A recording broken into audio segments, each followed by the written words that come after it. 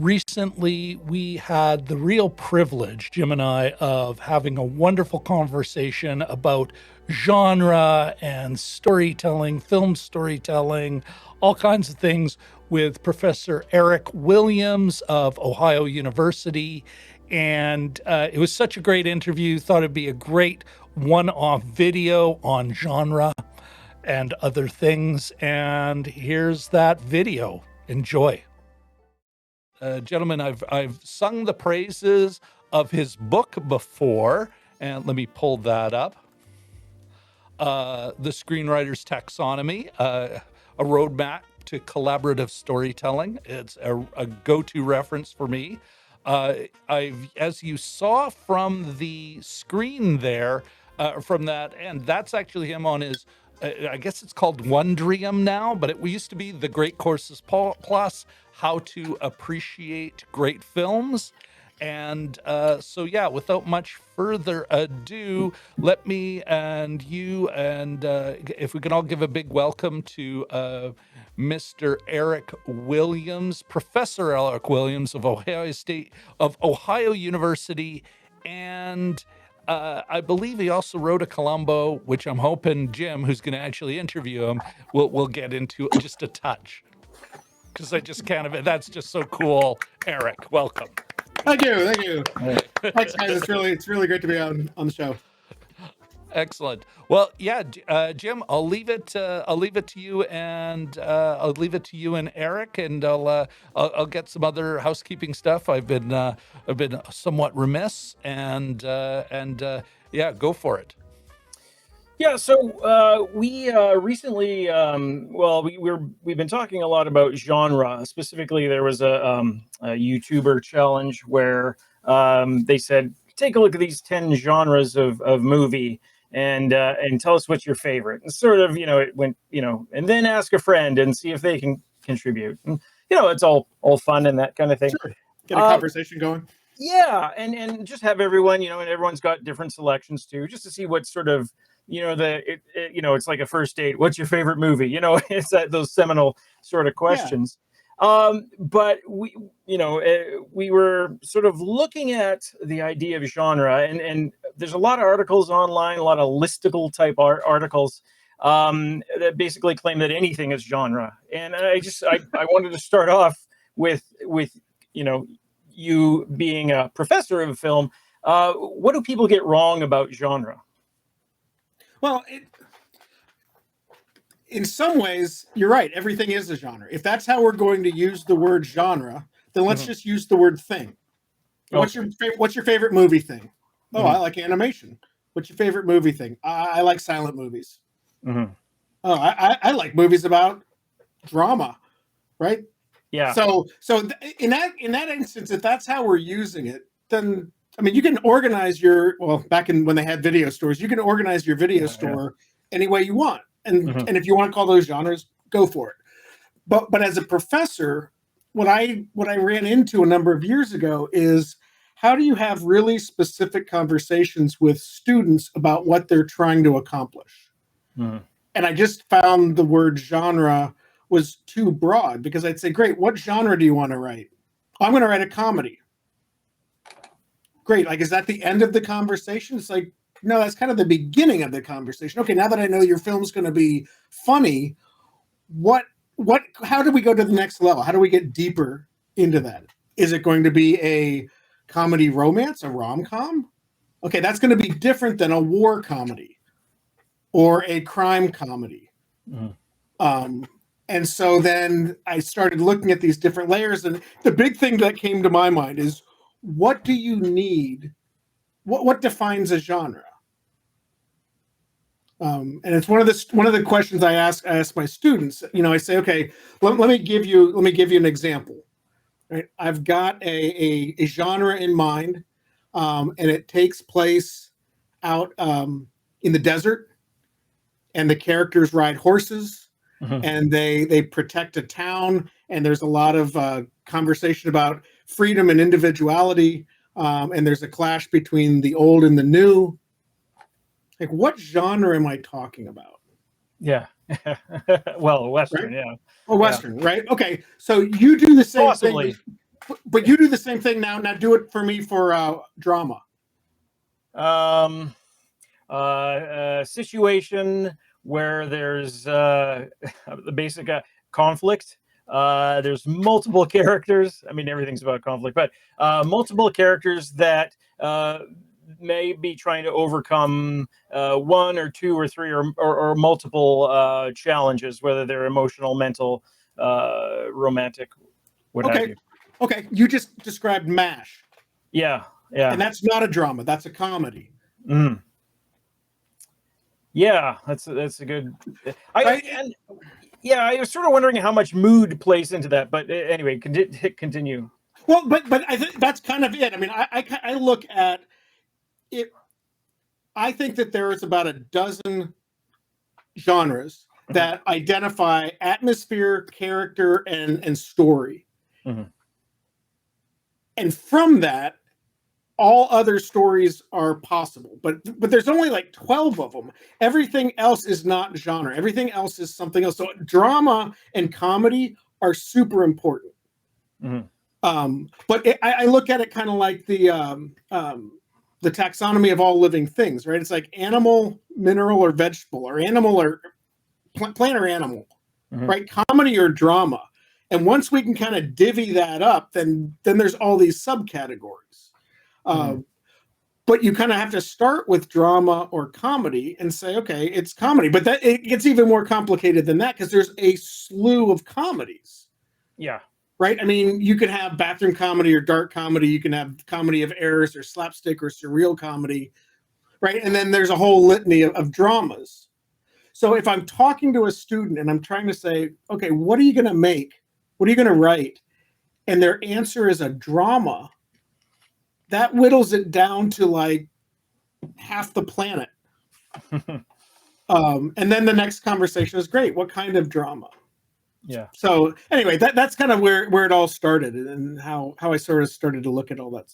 Yeah. I mean, when I was answering the questions too, I'm a big, I like all we've recently done in terms of how does it hold up? We've done Bowfinger and we've done several other ones, broader ones, but I know there's some of my favorites are like 30 Rotten Scoundrels, but also I like Wes Anderson. So I was thinking if I wanted to include good old Wes on this list, where would he fit in? And, I ultimately chose comedy, although it's not, on its face, it's maybe not, everyone's idea of a comedy. There's some laughs and things like that, but yeah, it does get tricky. And, so we were thinking, that comedies and dramas may be a bit too broad, but you're saying that's sort of the starting point from where you go when you're talking about genre. Yeah, I think so because I think that comedy and drama are a part of every other genre,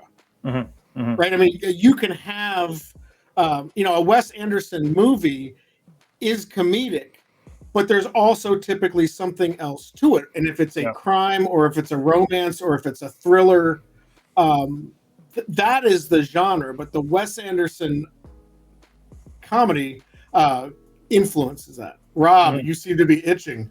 I did my little housekeeping. I've caught up.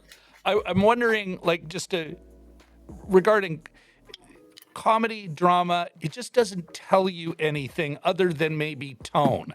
Comedy, well, okay, I'm going to laugh a bit. Drama, okay, there'll be more tears than laughs. That's a really gross oversimplification, but it really speaks to tone, where genre, going back to your book, I'm going to got an idea of atmosphere. It's going to talk about a lot of potential storylines. You say science fiction, I have a clear image in my head. That's whereas when you say comedy to me, I'm like, okay, well, there'll be laughs, but that's all it tells me. Yes, completely. Okay, wanted to make sure I really kind of. And then you can dial that tone in, right? You can say, what kind of comedy is it, right? Are we going dark comedy? Are we going for bathroom comedy, that sort of stuff? Or how serious is it? If it's dramatic with funny characters, right, you're in the dramedy area. If you're dark, or tragedy, we know that we're just going to be weeping from midpoint on. Yeah. Um, It's the two masks, the sad mask and the happy mask, and I guess everything kind of goes from there. Yeah. For a I visual. mean, what drives me nuts about the list is if drama's on your list, then does that mean that any serious movie fits under that? Because you can't. How can you have, is Godfather crime? No. Godfather's my favorite drama. Oh, really? It's not your favorite crime movie? It's your favorite drama? So here, one of the genres that I feel is out there, that I think a lot of people think of when they think of drama, is the life genre. I look at it as like slice of life or day in the life. And to me, what most genres do is they take a story and they make it super hyper, right? It's like big crime, or it's a big Western, or it's we're going to war, we're all falling in love. Like there's these big events. But a lot of really great movies are about the small events in our lives. And they speak more to the human condition. And I think a lot of people look at those movies and they say, Manchester by the Sea, oh, that's a great drama. Because that's what they're relating to, is the dramatic elements in a normal person's life that make it a story. But I look at that, if we say that is a life genre, then you can have the life genre. It's the day in the life of a guy who inherited his cousin or his nephew. I'm thinking, Jim, Another Round, which is very much a slice of life, I think. Yeah. Just that following those guys in their ridiculous drinking experiment. But yeah. And I was what was on the other night was Fruitvale Station. Now, of course, that's not that's based around an act of violence, but a lot of the lead up to it is very slice of lifey. Just except for the fact that the reason the whole movie was made in the first place, just the sort of delivery of it. But that's a really good point, Jim. I mean, because so this is the other thing I talk with students a lot when we talk about genre is just because a crime is committed in the movie doesn't make it a crime movie. And so the an example I like to use is Bull Durham. Oh yeah. Now a lot of people say that Bull Durham is a sports movie because they're baseball players. But tell me what happens in a sports movie. I mean, what are most sports movies about? An individual game or the course of that a season, how it progresses, I guess.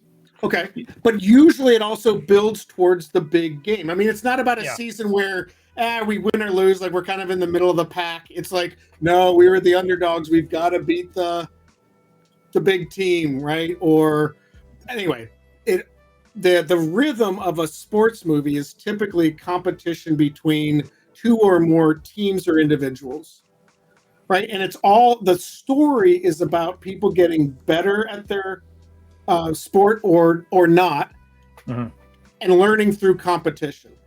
Yeah. That does not happen in Bull Durham. Bull Durham is a romance, right? Because there's no big game at the end of Bull Durham. They go on the road, I think. Yeah, it's been a while. I can't even. Oh, well, the Durham Bulls. Is that their name? I think that's actually the team name. I was going to say, don't even remember the team name. Well, and who did they play? Yeah. Like the big sports thing that I remember was they turned on the sprinklers and rained out the game so that they could go drinking, I guess, or more, or something like that. But what it really is, it's a romance between. It's a romantic triangle. Yes. And so that movie is actually a romance because it has the atmosphere and the characters and the story about people falling into and out of love. It's just placed in the world of baseball, but that doesn't make it a sports movie. It's sort of like Ted Lasso. I was surprised at how little soccer there was actually in it the first season anyway. But I mean, that's movie, it's TV rather than movie. But would you say though, you look at that one, that it's funny you mentioned that, Jim. That was exactly what I was thinking. It was almost there. You see the sport, like the combo genre, like you can have a science fiction romance, or like you can have these combinations. And I think Ted Lasso is both a sports movie. He does like some of those sports movie elements, a coach taking a team that isn't unified, a star with too much ego, a player who needs to be boosted. They have all those sport movie tropes.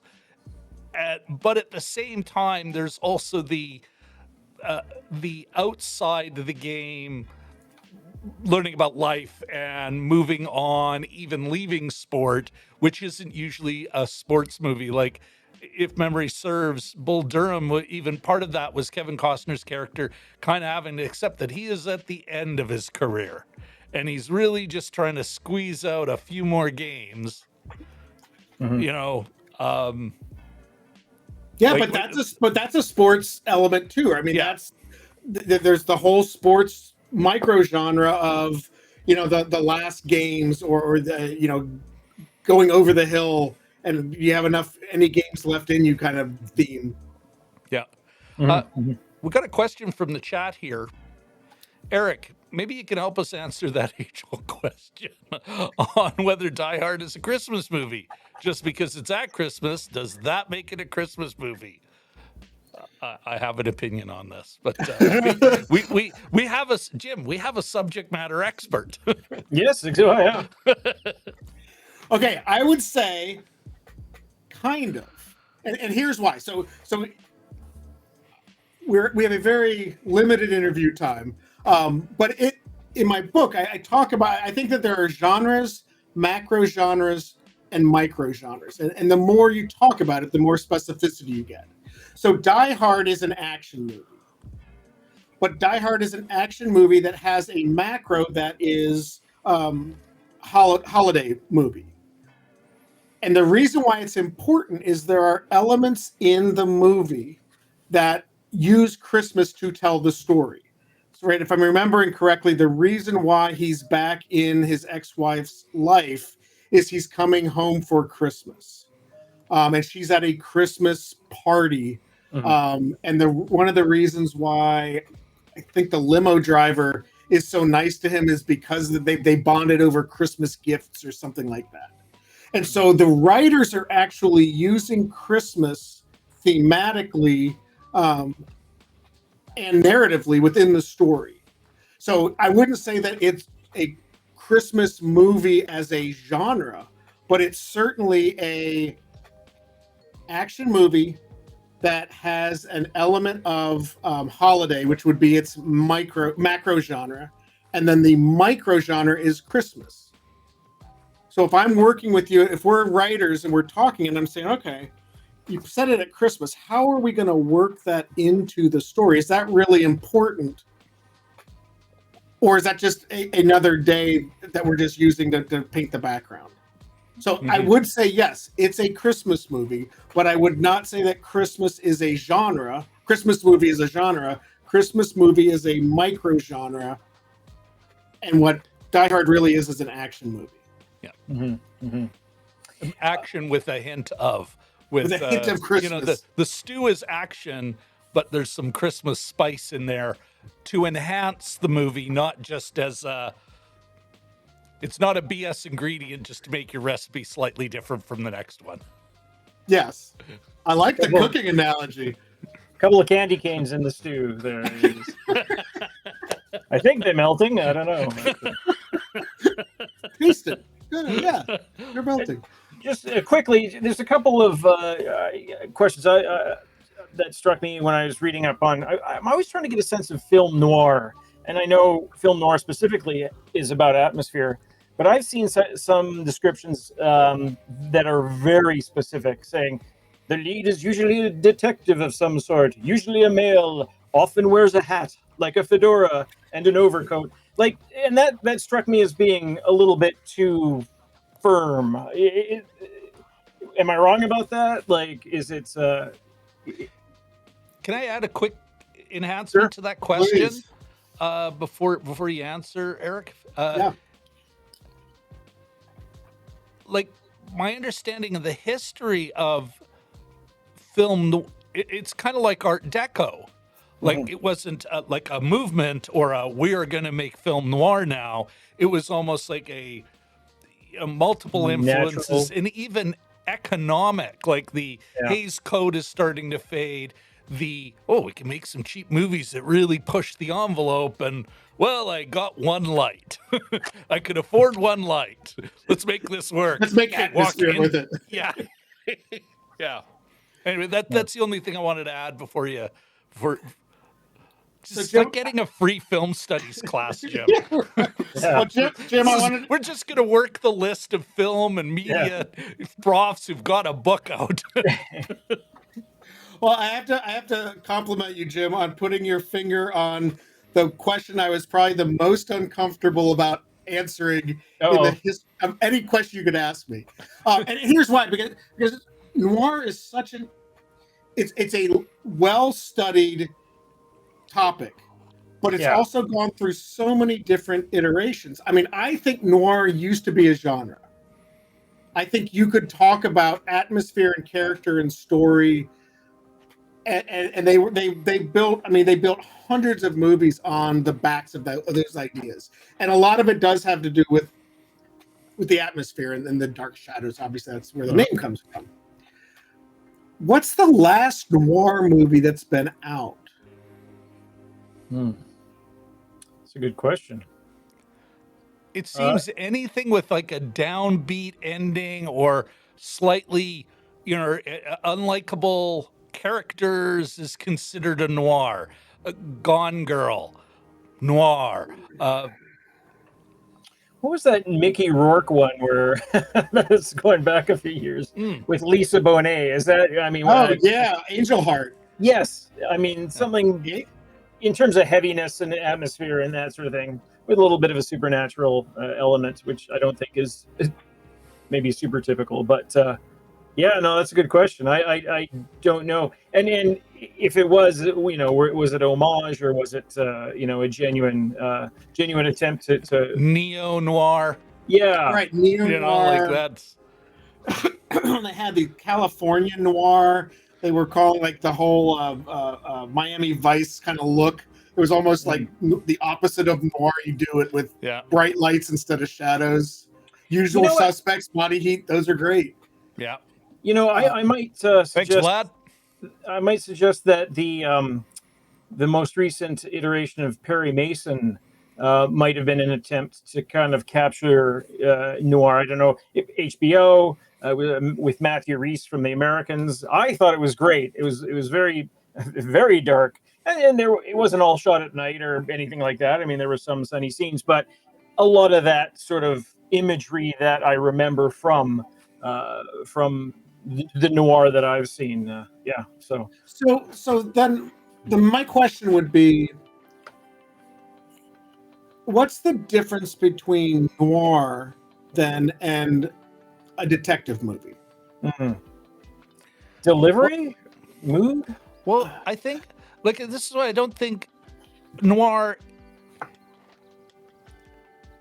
is a mood, let's say. A mood, a vibe, but is it really a genre?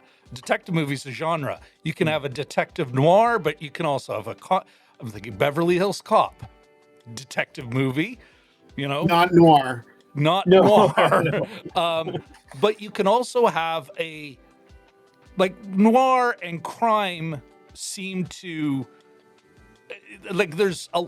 seem to have a lot of overlap there, but I suspect you could have a noir, it's almost like a flavor on crime movies. I'm even as I was about to say, but maybe it does seem to sit firmly within crime movies. Kind of like I watched, heads up folks, this is coming out. I finally watched The Hidden Fortress, a so-called classic, and it's got a lot of Western tropes, a lot of Western elements within it. But I'm like, Western movies are set within X time. I'm very, I think of Westerns, even anything else is just using Western elements. And so I think noir is a vibe that you add to a crime movie. I know, I'm kind of going way out. So you can't have a noir Western? I would imagine there'd be some sort of crime in that Western. So you're saying Like there has to be crime in a noir? Well, I'm kind of feeling my way here, but I think it really, or if anything, maybe you can take, and I'll use the Hidden Fortress because there's actual horse racing, and like some of it's like that's right out of a Western. It still ain't a Western. So I think you could maybe use noir tropes in a different kind of movie, and like but I'm like, it's still gonna be just taking like vibe or maybe some atmospheric elements, but it doesn't make it a. Yeah, well, this is the thing. Is noir a genre? I don't think it is. No, it's I not. think, but I think it is a. It's a. Once in a blue moon, yes, you do use sugar in a savory dish. Let's go back to my fave cooking.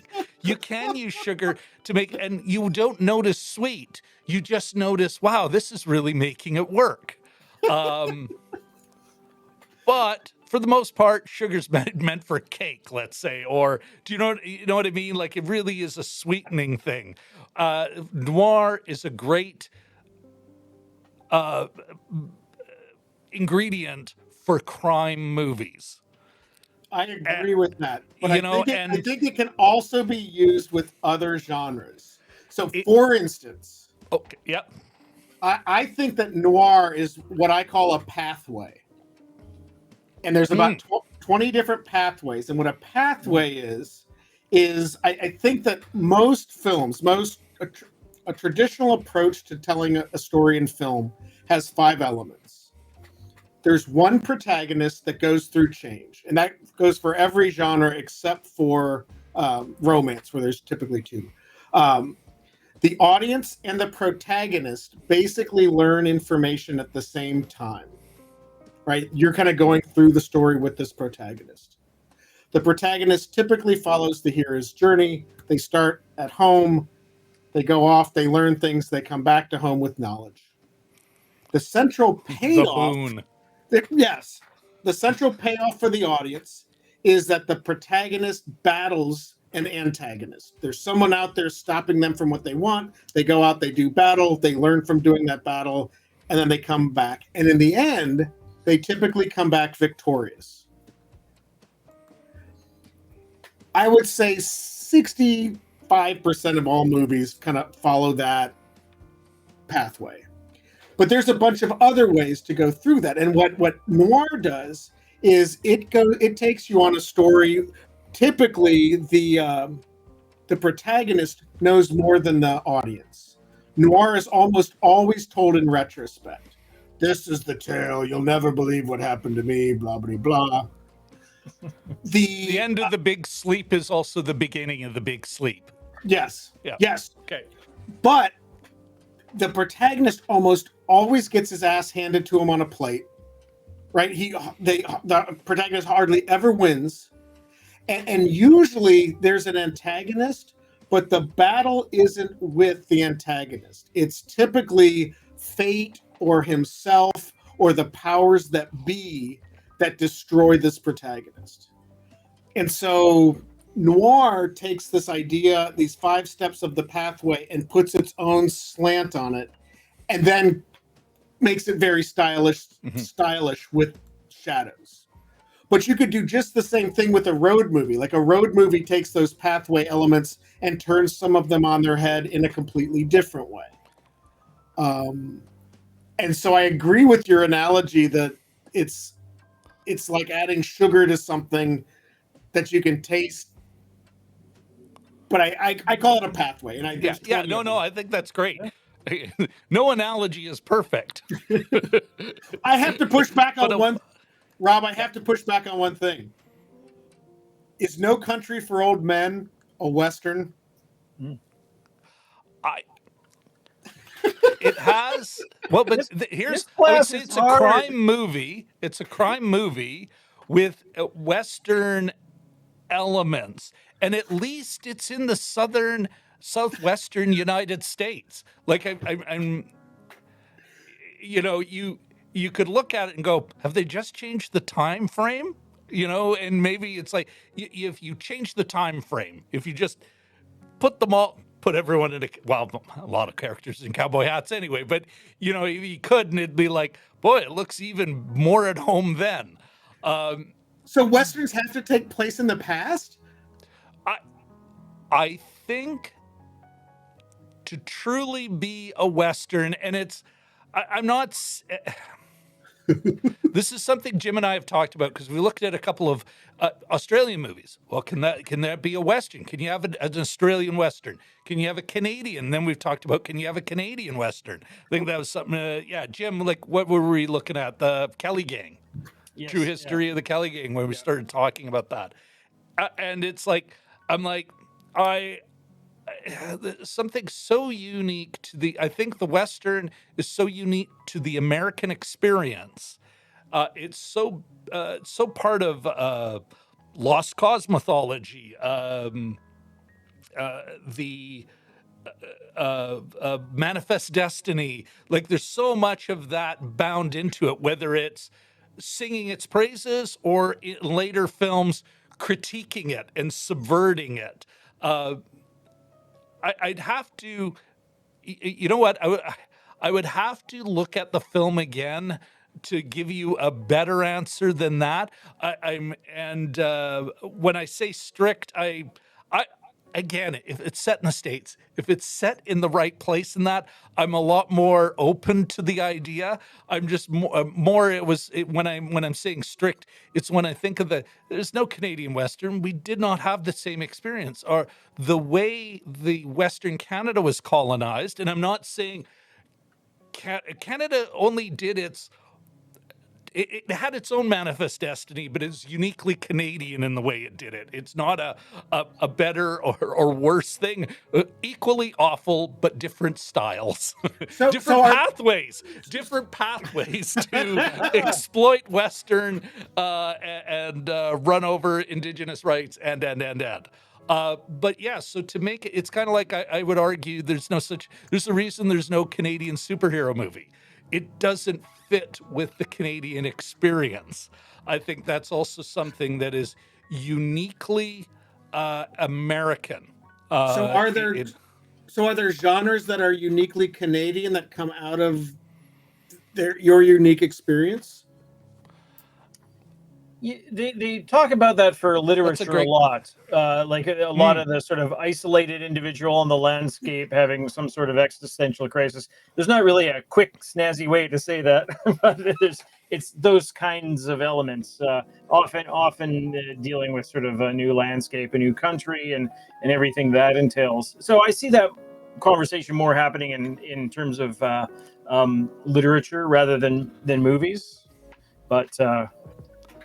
Yeah, that's interesting. We did watch Blood Quantum, which was essentially a First Nations zombie movie, or a zombie movie that took place on a First Nations in the East in New Brunswick, and that's maybe it's a mini genre. I don't know, but yeah, right. No, that's. I mean, it's. Well, I think that's really interesting. If you look at. Okay, now I'm going to have to be a little more gentle to my own national cinema now, which is hard because I really love running it down. I've made cheap jokes about the, Canadian film. A lot of Canadian film is middle and upper middle class angst, usually hung up over sex in some way or another. Unless you're talking, and I should actually say English Canada. I mean, there's a million Canadas, but English Canada, Quebec cinema is like Quebecois cinema is like something they much like Europeans, they love genre. It's, so you get just very Quebecois flavored cop shows, very successful because it's part of the political culture of Quebec, whereas Canada, it's, but maybe I should relook at some of these films and kind of go, okay, is there a genre here? Because actually, I got to admit, I'm not saying that there's been no exploration of sex and hang-ups in any other national cinema, but there is a certain Canadian film that is very like it just I have not seen yet in another national cinema where it's like, Sean Garrity, a Winnipeg filmmaker, actually got my break into the local industry many years ago through one of his his first feature film, and it's about a middle class technocrat hung up about sex, and all his friends and family hung up about sex. Like, just it's like kind of it's a thing. Right. So maybe there is, but yeah, as far as the Western goes, even a Canadian Western would always feel ersatz to me. The Western is so cooked in, like it's such an important, like that genre is so linked to the United States or America's experience of itself. Even as it changes the Western until it kind of broke, and maybe now actually, you know what, maybe it's what you were talking about earlier, Eric, how you're saying noir at one time you could really say, yeah, this is a firm genre. Now it's changed. Was the Western a firm genre? Still is a firm genre in some films, but in other films it's more of a pathway. Yeah. And so all of a sudden that allows it to jump out of the constraints I put on the genre, the box I put it in, and be something different or in form. Now I'm going to have to look at my notes for The Hidden Fortress again. Thanks for nothing, Eric. I've been my own noir. Doesn't work out. I started this adventure thinking this, and now I'm here. Well, one of the things that's so great about it is, I mean, I don't consider myself to have come up with any of this. I think that genre evolves as people are drawn to films, and more films like that film are made. Yeah. I just like to identify patterns and organize them so I can have conversations with other creative people, with my students, and so that we're all talking about the same thing. And I think you're right. I mean, genres will over time come and go, and things will become stronger or less strong in the influence they have on society. I think one of Vlad mentioned, you brought it up. I mean, he's talking about Cormac McCarthy, who writes a lot of stories about in the West that I would consider Western literature. I think No Country for Old Men is a Western, but we could talk about that later at some other time. But I think the question then that Katie had was, is Back to Future 3 a Western? But that doesn't take place in the past, or does it? I mean, it does, but it doesn't. But yeah, I think it is the Western as well. Okay. Well, there you go, Katie. We have a subject matter expert brought to you.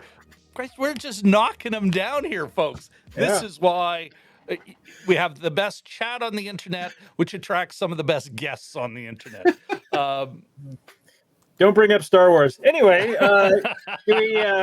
that will come later. I'm working my way through all these films that even Lucas said influenced Star Wars. Hence The Hidden Fortress. I'm going to go through them all. I'm going to build all these little mini reviews, and then, Jim, we will come to a does Star Wars hold up? So if we have still have a little bit of time left, I don't want to take up all your evening. A few words about your own career there, Eric. How did you get on the pathway you're on now into film? Wow. That's a great question. I've always wanted to be a filmmaker. I mean, I love telling stories. And so I went to school for filmmaking, and I sold my first screenplay to Peter Falk. I sold a Columbo made-for-TV movie to Peter Falk. Awesome. And then I wrote, I did a lot of rewriting. I did adaptations, mostly uncredited. Most of them never got made.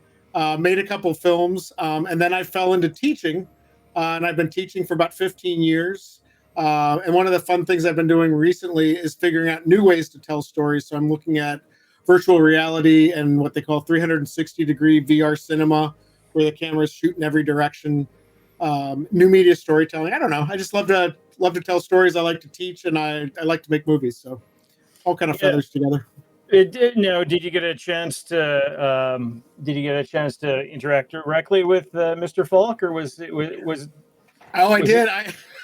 Yeah. Well, I pitched my show ideas to them, and so that's where I really got to hang out with him. I met with him over the course of 2 days, and pitched ideas.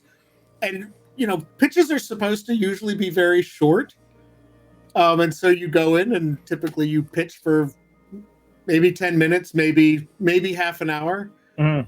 I had 3 ideas and we discussed them for 6 hours, 3 hours. And then because he kept asking questions like, Columbo, wait a minute. You say it was a dark and rainy night. It was a dark and rainy night in California? I'm like, it was an unusual dark and rainy night. Oh, okay. Continue. We'll have some voice or no, some radio, some exegetic or diegetic radios talking about the rare winter, summer rainstorms we've been getting. Exactly. It'll all play out. So I worked with him while I wrote the script, and we did rewrites and that sort of stuff. But that was mostly actually back in the day. This was even distance, right? So we'd get on the phone. Yeah. I was living in Ohio, and we would talk about the rewrites. And then unfortunately, he retired before. It was Columbo and Sorcery and the Sorcery Circus, and he retired. He retired before they made it. Did he ever pull the now? Vlad here is yeah, exactly. One more thing. One last thing, Mr. Williams. I'm not doing the justice. Sorry, Rob. What were you saying? I was going to say, the poor Walt here is now, he's hooped. He's never going to know. Unless they revive it. So. I imagine you've seen it. Go ahead. Yeah, no, you finish. I imagine you've seen Wings of Desire then, Eric? Or oh, yeah. Yeah, that's a great movie. The whole plot around him. I don't want to give it away, but there's sort of a little supernatural plot around him. I remember seeing that in one of our little art house cinema that's since closed in town here, Cinema 3 on Ellis, and it was just what a great and a great part for him too. Yeah, talk about a phenomenal actor. He was doing that bridge between television and film. Decades before anybody was. He just loved to act. He's a neat guy. Those Columbos are fun to watch too. Still today. Yeah, my wife and I watched one a little while last year, maybe during COVID, and it was really good. And then, go ahead, Rob. Sorry. Yeah, no. No, I can't see your picture is still on my thing, so I can't tell if you're about to speak or not. Oh.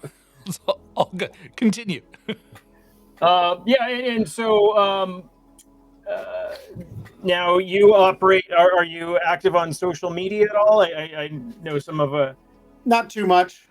Yeah, is that paid off? Do you think? Or I know it's sometimes a burden, sometimes a curse. Yeah, you do have a website, Williams on Story, right? I have a website, yes, Williams on Story, but I don't actively post things. I don't know. I've been focusing more on being a professor and having people come to me rather than pushing stuff out. Mm-hmm. I guess the one thing that I do on a fairly regular basis is I'm putting out Audible series. And so I did one on the history of the golden age of television and how to enjoy romance movies. And I'm pitching one actually about the crime genre. So I'm waiting to see if they want to hire me next year or in the fall to do a series on how to enjoy crime movies. And so is that like an Audible, like their podcast series, their Audible exclusives kind of? They're Audible originals. All of mine are free if you're an Audible member. So they're typically like 10 episode, 10, 30-minute episodes. Well, okay, folks, I will find a kind of master link, pin it in a comment below. In the description is Eric's website there, and I'll also pin that in a comment later.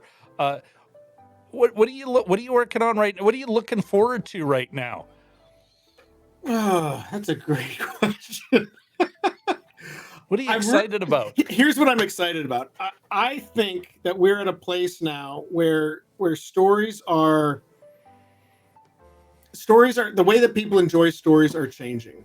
And so I love watching stories on the screen. I love going to theater, but I'm also getting into like these mysteries that are on the web where you have to go to a website and then you find something and then you go to a museum in real time and you find the second clue. And I think what I'm going on sabbatical next year, so I'm not teaching next year, and I'm just going to spend a year thinking about new ways to tell stories, and just to see what new medium is gonna where stories are going to go in the future, I guess. Mm-hmm. I recommend playing the game Detroit Become Human. Detroit Become Human? Yes. It was a PlayStation game. It got ported over to PC. One of the most visceral story experiences I've had in a number of years. It's designed, you play 3 characters, and yeah, there's some gameplay components, but you get the idea right from the beginning of how you get to choose how you want to play the character, not just in a, do I go left or right? Do I choose this door or that door? Not like a choose, but more, how am I going to play this cop? Is he going to be a dick all the time? Is he going to, how am I going to play her? Is she going to sell out the little kid? Is she, you get a choice of how you want to. Oh, you're playing 3 characters simultaneously? In chapters, and Okay. they're all in the same world, but you'll play one character for a while and they have a storyline, and then you'll play another character for a while and that character will have a storyline. They're all in the same world, but they don't intertwine and, oh, there he is as I walk by. Not like that. I've played it. I got several hours in. There's one character. She has this little kid. It's kind of robots. In a robot world, there's an underground railroad. It's very obviously and weakly, alluding to the African American experience. Like, I'm not in any way defending their somewhat simplistic liberal interpretation. That said, as a game experience, like I was angry that I wasn't able to get the woman and the little girl to literally the Canadian border. Like, maybe not just before, but you could see the light at the end of the tunnel, and they got caught. I was mad. I was choked up. I haven't been able to play the game since. It was such a visceral experience. I have to go back, but this is over a year ago, I think now. And Jim, I bring this up regularly on the show. Mm-hmm. What an experience that I get to be in the movie. Yeah. Yeah. I get to make real character choices. Like, how do you want to play this? Because it gives you enough options, and it's not necessarily as much about, it does have an impact on future events. It can affect, the makers definitely want you to, be a better person, but you don't have to. It isn't the only way to success. Well, but without I get to do horrible things with impunity, a la an open sandbox world. There is consequences. Yeah. But that you get, it is the IKEA model of, I only need to assemble 30% of this movie, but goddamn, I feel satisfied. Yeah. Like, it's that IKEA model of, I built something. No, Yeah. many people did most of the hard work, but I still Right, but evolved just enough. That's right. I put those little pieces together. Yeah, but I got the Allen wrench. It's assembled. Like I said, by that point when we didn't make it, I was mad at the controller because this sucks. This gameplay bullshit. But that's I was amazing that you get that. mad. Yeah, but it's amazing that you can get that mad over playing a game. Yeah. That's strong. I mean, that's what I'm really interested in is, what's it going to be like 10 years from now? What is entertainment going to be? How do stories mesh into that? I would imagine, in Detroit Become Human, I mean, they're still playing with a lot of genre tropes, right? There's something about the human experience and storytelling that digital technology is going to be tapping into in ways that we haven't figured out yet. And I want to check that out. It's how I knew that I could play this a certain way. Like there's enough there that you're like, I get this. I could be this character. Like I have a character, but I get to, like an actor, make certain choices about it. Yeah. I may still be in the director's movie, but I get to put some of me by choosing into it. Like, you're halfway familiar with movies. You can enjoy this game. The more you're into film, I think the more you kind of go, I get what they're doing here. But yeah, hours later, you're like, did you get the little girl across the book? Like, really? Right. I'm serious. Right. You like, just, this sucks. I'm not playing this stupid game again. But I'll keep talking about it. Keep recommending it. Yeah. Way to show them. Screw you, Sony. That's really funny. The other thing I'm really getting into, I'm sorry, go ahead. Oh, yeah, no. See, the other thing I'm really getting into is 360-degree storytelling. So it's what not is that? So it's not interactive, but it's excuse my reach. As you spin 300, well, at least 180 degrees. So we have these cameras, that shoot in every direction. So each of those is a lens. Here, let me give you the whole screen so you can. So each of those is a lens. Yep. And each one shoots at about a little bit more than 120 degrees. And so you put that on a tripod and, you shoot, but it shoots the entire room. So if I put this here on my chair, right, and then we shoot it and we stitch it together and we make a sphere, you observe them through a headset, right? So you put and whichever way you look, you are where your head is, wherever that camera was. And so it puts you quite literally into the scene, and you can shoot it a couple ways. I mean, you could do something where you're a fly on the wall and nobody interacts with you, and you look down and you don't see a body. You're just kind of there invisibly. Or you can, we can give the person a body, right? And you look down and I'm a cop. I'm driving a cop car. Oh, I get it. And then that puts you become that character, and then people talk to you. Anyway, we're trying to figure out how to tell stories that way. So that's what I did a lot. Exciting. Thanks. Yeah. It's a blast. We do some stuff and it's absolutely terrible, and then we do some stuff which is pretty cool. Wow. So. All of creative exercise ever, eh? Yeah. Boy, this is a piece of crap that'll never see the light of day. Right. But we learned how to not do that.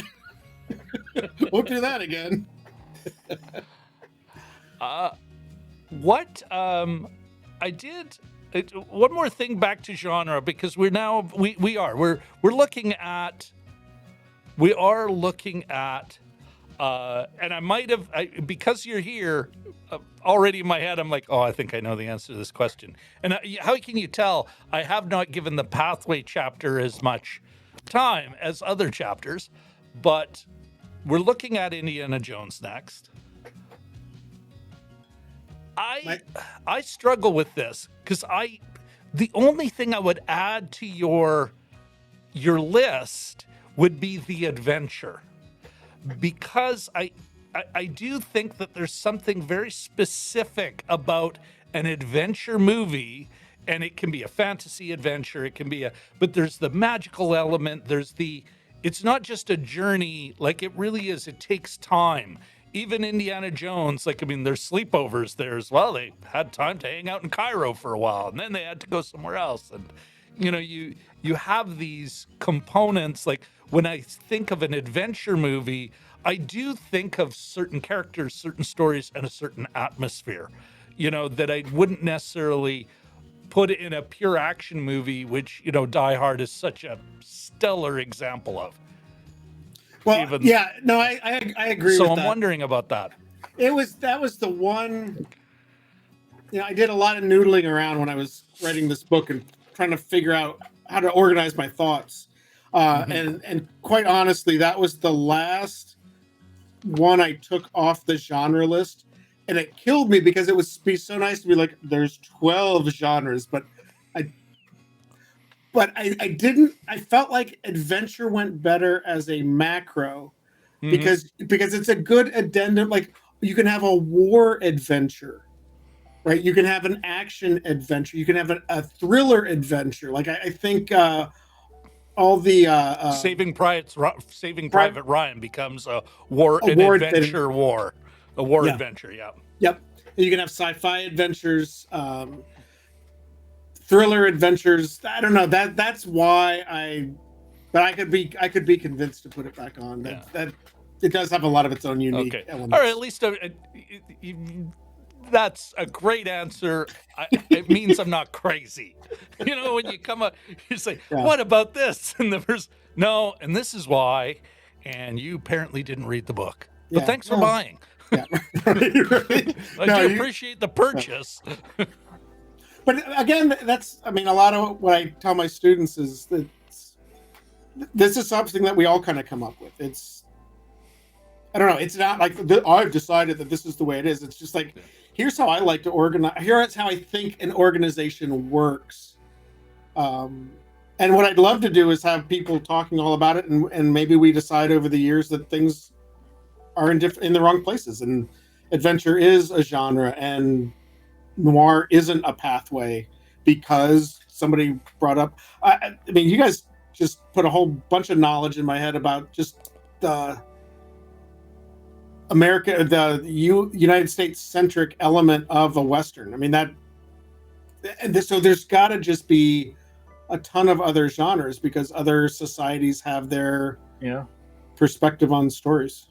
Yeah. Well, Australia might have the occasional walkabout movie, that kind of thing. That's right. Yeah. So in terms of Indiana Jones and the Raiders of the Lost Ark, I was thinking about this, and I thought either it's a real smart question or it's a real dumb question. I didn't come to a conclusion. Could you call it a war movie? No. Okay. I don't think, and it's funny because I've go ahead. Oh, I got it. No, I want to hear your answer, but I think it's a spy movie. It's an espionage movie. It's because their powers in conflict, but they're not at war. He's going in undercover, hired. He's a spy. Yeah. Sorry. Yeah. No, that's good. I mean, to me, somebody I did this series on how to enjoy great movies for great courses. Yeah, for Wondrium. And somebody pushed back really hard and said that The Imitation Game was a war movie. Oh, the one about is that Benedict Cumberbatch? Yeah, and Keira Knightley. Bletchley Park. Yeah. As Alan Turing, is that his name? Yeah. Yes. Yeah. Okay. And the idea would be, my response basically in a few sentences is, just because the story takes place during war does not make it a war movie. Similar to what you're talking about, the Christmas movie. Just putting a tree in it doesn't make it a Christmas movie. That's right. But if you're using Christmas... Sorry, continue. No, go ahead. Yeah. But if Die Hard actually using Christmas to kind of paint the scene, not paint the scene, to kind of give us an idea of the atmosphere, the Flavor it. well, more than flavor, like this is a time when families, a lot of Christmas movies, there's a problem in the family and it comes together at the end to unify in the spirit of Christmas, where even a cop can finally kill a man again. Yes. I mean, but yeah, sorry, that I get excited. I'm a little excited. So I mean, so to me, a lot of it has to do with what are you doing with the pieces of the story, and how do they play into your film as a whole. And so, you know, the idea of the Imitation Game, it certainly is all about trying to figure out how to stop the Nazis, and it's all about, it takes place in World War II. But the story is really about how that character is punished for being a homosexual. Yeah. And the entire movie is actually taking place in flashbacks. And the flashbacks are being told because he is being interrogated. Mm-hmm. And it's really an investigation. And you don't realize that through the entire movie, spoiler alert, until the end, when they say, great, it's wonderful that you helped put an early end to World War II, but you're a homosexual and therefore you are guilty of this crime. And so in retrospect, it's a crime movie. And the tale that is told that condemns him is a story that takes place during World War II, which is a different intention than if you're telling the story about soldiers who are going to war. And it's the same with Casablanca. Like, I don't think Casablanca is a war movie either, even though it takes place in the war. I mean, that is a romance that takes place during the war. Yeah. Mm-hmm. Can you say war adjacent, I guess? Walt brings up another great movie in agreeing with you, Eric. Eric, totally agree. Mrs. Miniver is not The Longest Day. Like, it really, there's Mrs. Miniver. She's is she American or is her husband American? Middle class. I'm not making the reference. I don't know who Mrs. Miniver is. It was I think maybe even shot in the 40s. It might have even been a war film. But it was about this family pulling together as they went through the Blitz, and it was a slice of life. Yes, that takes place during the war. Yeah, one of the things that's pressure on the family is a war, but they're not. Yeah, right. So 1942, William Wyler directed it. Oh, okay. There you go. Yeah. Definitely a war propaganda film. Like, it was written to, this is why we need to be with the British, because look at if Mrs. Miniver can pull her family together. Mm-hmm. Right, but that, again, if you're looking at the intention of the film, it's to say that everyday people, slice of life, can go through small events that are affected by something larger, this war. So that's why I have a macro that's military, right? And so I think The Imitation Game is a crime movie that has a macro element that is military, because military definitely plays a big part of that story, but it doesn't give you the tropes of a war film. Yeah, and it's a sweetheart little film, actually. Like, it really is. It's the British, and Walt actually has an ongoing series of these British films. I know Mrs. Miniver is an American film, but the British experience of World War II, which are not your standard war movies. They're you can even say some of the ones where The Cruel Sea, not your typical, we will now go into combat, we will overcome, perhaps some of us won't come back, blah, blah, blah. Although there's a lot of those elements. Anyway, We are getting into our second hour, Jim. Yes. And I had a we feeling this might haven't happen. talked about the movie. So What movie? I'm just gonna do this here. Okay, listen, Eric. Before you go, before we say, well, there's the door, bye-bye. What would you mind giving us your, first of all, your quick review of Raiders of the Lost Ark? Oh my gosh. Okay. Harrison Ford as an archaeologist loses a golden idol, returns to get it back, fights Nazis, and goes on an adventure. Sure. Okay, that's my quick review. Yeah. Oh, and it's my favorite drama movie of all times.